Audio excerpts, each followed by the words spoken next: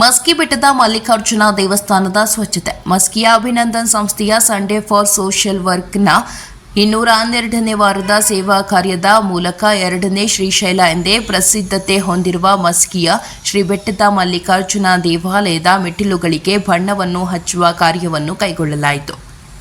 ಶ್ರಾವಣ ಮಾಸವು ಆರಂಭವಾಗುತ್ತಿರುವ ಹಿನ್ನೆಲೆಯಲ್ಲಿ 2ನೇ ಶ್ರೀಶೈಲ ಎಂದು ಪ್ರಖ್ಯಾತಗೊಂಡ ಮಸ್ಕಿಯ ಶ್ರೀ ಬೆಟ್ಟದ ಮಲ್ಲಿಕಾರ್ಜುನ ದೇವಾಲಯದ ದರ್ಶನಕ್ಕೆ ಪ್ರತಿ ವರ್ಷವೂ ಭಕ್ತರ ಸಮೂಹವೇ ಹರಿದು ಬರುತ್ತದೆ. ಪ್ರತಿ ವರ್ಷದಂತೆ ಈ ಶ್ರಾವಣ ಮಾಸದ ಕೊನೆಯ ಸೋಮವಾರದಂದು ಶ್ರೀ ಬೆಟ್ಟದ ಮಲ್ಲಿಕಾರ್ಜುನನ ಜಾತ್ರಾ ಮಹೋತ್ಸವ ಇದ್ದು, ವಿವಿಧ ಪ್ರದೇಶಗಳಿಂದ ಹಲವಾರು ಭಕ್ತರು ಪ್ರತಿ ಸೋಮವಾರ ಬೆಟ್ಟವನ್ನು ಹತ್ತಿ ಶ್ರೀ ಮಲ್ಲಿಕಾರ್ಜುನನ ದರ್ಶನ ಪಡೆಯುತ್ತಾರೆ. ಶ್ರೀ ಮಲ್ಲಿಕಾರ್ಜುನನ ದರ್ಶನಕ್ಕೆ ಒಟ್ಟು 501 ಮೆಟ್ಟಿಲುಗಳನ್ನು ಹತ್ತಬೇಕಾಗುತ್ತದೆ.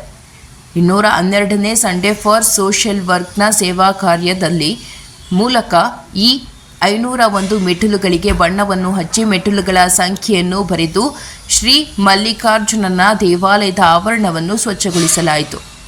ಈ ಸೇವಾ ಕಾರ್ಯದಲ್ಲಿ ದೇವಸ್ಥಾನ ಸಮಿತಿಯ ಅಧ್ಯಕ್ಷರಾದ ಅಮರಪ್ಪ ಗುಡುದೂರು, ಮಸ್ಕಿಯ ಯುವ ಮುಖಂಡರಾದ ಮೌನೇಶ್ ನಾಯಕ್, ಉದ್ಯಮಿಗಳಾದ ಅಮರೇಶ್ ಬ್ಯಾಳಿ, ಅಭಿನಂದನ್ ಸಂಸ್ಥೆಯ ಸಂಸ್ಥಾಪಕರಾದ ರಾಮಣ್ಣ ಹಂಪರಗುಂದಿ, ಸದಸ್ಯರಾದ ಕಿಶೋರ್ ಜೋಗಿನ್, ಆಕಾಶ್ ಹದಿಮನಿ, ಅಭಿನಂದನ್ ಸಂಸ್ಥೆಯ ಪದಾಧಿಕಾರಿಗಳು ಹಾಗೂ ಅಭಿನಂದನ್ ಸ್ಫೂರ್ತಿ ಧಾಮದ ಮಕ್ಕಳು ಉಪಸ್ಥಿತರಿದ್ದರು. ವರದಿ ವಿರೂಪಾಕ್ಷಯ್ಯ ಸ್ವಾಮಿ ಸಾಲಿಮಠ, ಅಂತರಗಂಗೆ, ಪ್ರಜಾಪವರ್ ಟಿವಿ, ಮಸ್ಕಿ.